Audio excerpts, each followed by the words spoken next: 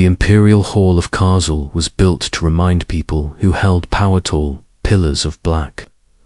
Marble climbed toward a ceiling painted with victories and conquests golden.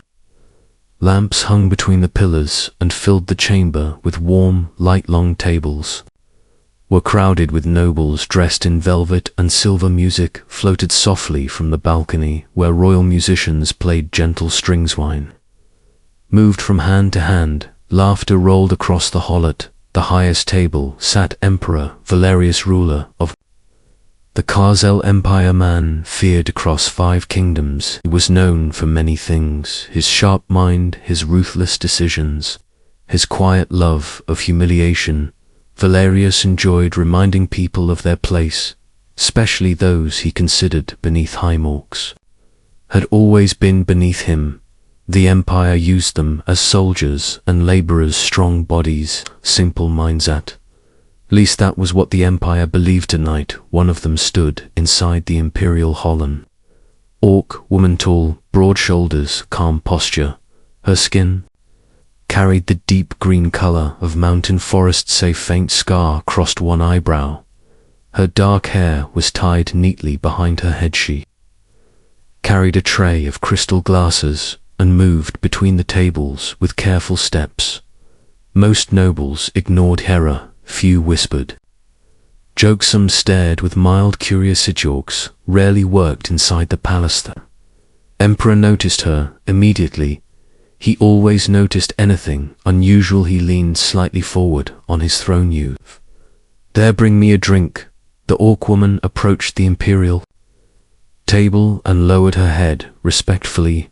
Her voice was calm and steady. What drink does His Majesty desire? Valerius glanced across the hall. Among the guests sat a trader from the southern desert kingdoms. Years ago, that trader had taught the emperor a few phrases of Arabic. During a long journey, Valerius had never forgotten them. He enjoyed surprising people with knowledge they did not expect. Tonight, he saw a chance for amusement. He looked at the Orc Waitress and spoke slowly in Arabic. He ordered a rare spiced wine from the desert caravans.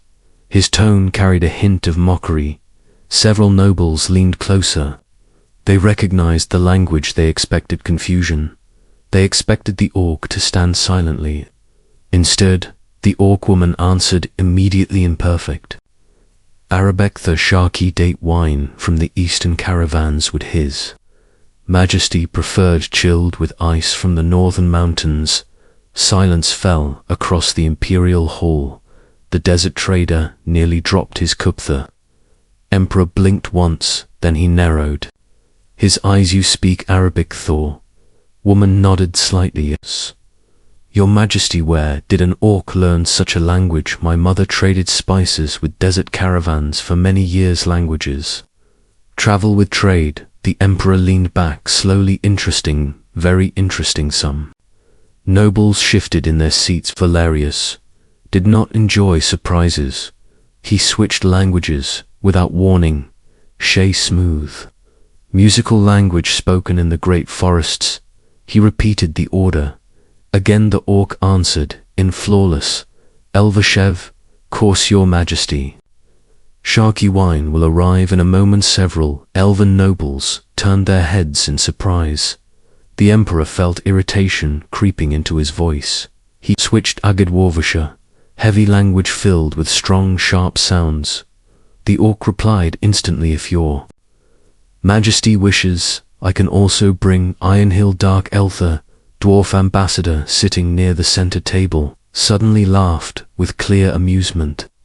The emperor ignored him. His pride was now involved. He spoke again in the northern merchant dialect, a language used by traders across the cold northern ports. The orc answered smoothly. Then he switched to the eastern harbor trade speech. She answered again. Then he used the formal scholar tongue taught in ancient academies. Once again, the orc replied without hesitation. Languages flowed from her voice like calm water, each word precise, each tone natural. The imperial hall grew quiet. Even the musicians slowed their playing. Finally, the emperor spoke again in the common Imperial tongue, what is your name? The orc woman lifted her head slightly arcade. Emperor studied her face carefully. 7 languages yet. You carry drinks in my whole yaka, answered calmly, because someone must listen. A soft ripple of curiosity passed through the nobles. The emperor frowned. Explained, people speak freely when they believe the servant cannot understand. The marker said, merchants speak of trade routes, soldiers complain about border conflicts, ambassadors whisper about alliances, travelers tell stories about distant lands. The emperor leaned forward slowly. And you understand them, or most of them? What have you heard? The hall became very still. Arca paused for a moment. She spoke carefully. Have heard the northern frontier is becoming restless. Have heard the western silver mines are producing less. Each year have heard certain nobles quietly discuss independence. Several nobles suddenly became very interested in their wine cups.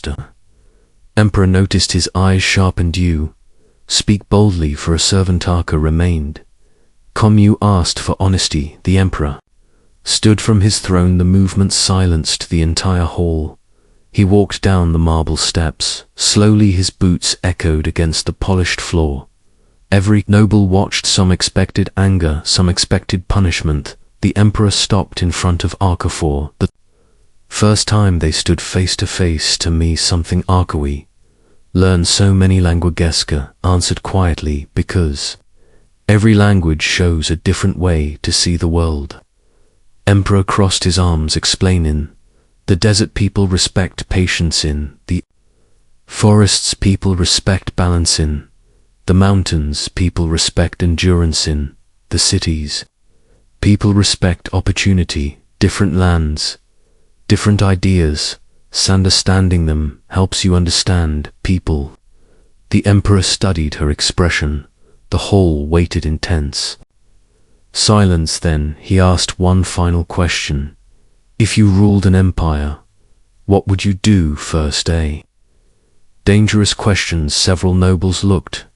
Noble Saka thought for a moment. Then she answered, I would listen more than I speak. I would travel more than I command, and I would never assume someone is foolish simply because they serve drinks. For several seconds no one spoke. Then something unexpected happened. The emperor laughed, a deep, honest laugh, not cruel, not mocking.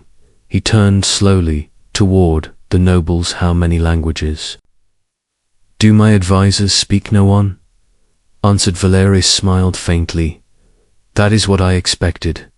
He turned back to Arca. Bring me the sharky wine, please. The word please echoed softly through the halaka, poured the wine and handed him the crystal cup. The emperor raised it slightly. Then he spoke again in Arabic. Too knowledge. Arca answered in the same language. To understanding. The emperor drank. Then he faced the entire court. Tomorrow every advisor in this hall will begin learning a new language. Murmurs spread across the chamber. Valerius lifted one hand and silence returned. If a servant can understand the world better than the rulers of that world, then the rulers must learn. Across the hall the desert trader laughed warmly.